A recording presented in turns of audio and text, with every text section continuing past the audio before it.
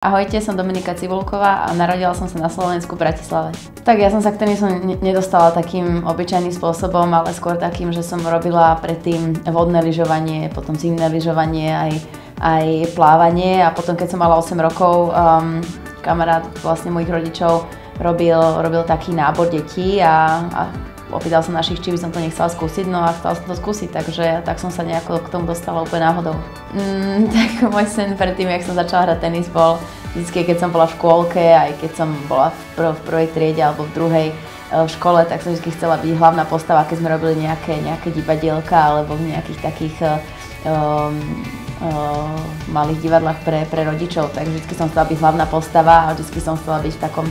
takom tom hlavnom svetle a to ma strašne bavilo. Vždy, keď som začala hrať tenis, tak som bola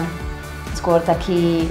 strašne podceňovaná, lebo som bola vždy malá a vlastne najmenšia. A tuším, aj teraz som aj na túr najmenšia z hráčiek, ale aj keď som vlastne začínala hrať, keď som mala 8 rokov, tak tréneri hovorili aj v klube, že vlastne nemôžem hrať tenis, lebo som strašne malinká a že to nemá význam. No ale mňa to strašne bavilo, takže naši rodičia už keď som mala 10 rokov, mi začali platiť osobného trénera, s ktorým som vlastne extra trénovala a nie iba s deťmi v klube a mňa to nejako strašne bavilo. No a potom zrazu začalo stávať to, že som začala porážať hráčky, ktoré proste som kvázi ako nemala porážať, no a tak sa to nejako začalo prelamovať. Ako neviem, kde som zobrala to sebavedomie vtedy, keď som bola malá, že to chcem robiť a vlastne to dokážem, ale nebolo to skôr ani o tom, že som vedela, že to dokážem, ale proste som to chcela robiť, lebo ma to strašne bavilo a ani som nerozmýšľala nad tým, či to dokážem, nedokážem, proste vôbec, že ma také nenapadalo, ma to bavilo a som trénovala, koľko som mohla, no a sa mi to všetko vrátilo. Takže čo ma teraz posúva je hlavne to také tie ciele, ktoré mám najväčšie, ako chcela by som sa dostať tam, kde som ešte zatiaľ nikdy nebola vo svojom rankingu a to je vlastne sa dostať do tej prvej svetovej desiny a najlepšie som bola 12, takže to je proste to, čo ma naozaj teraz ženie dopredu a pomáha mi naozaj veľmi tvrdo trénovať a makať na sebe, takže to je taký ten môj cieľ. Tak najhoršie,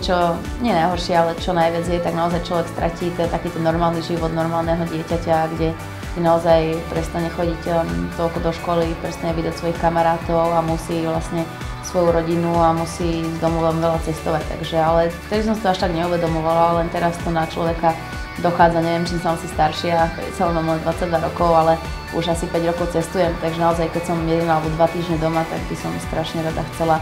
tam zostať dlhšie a naozaj mi to chýba, takže to je takéto najviac proste, čo človek není doma, ale či sa to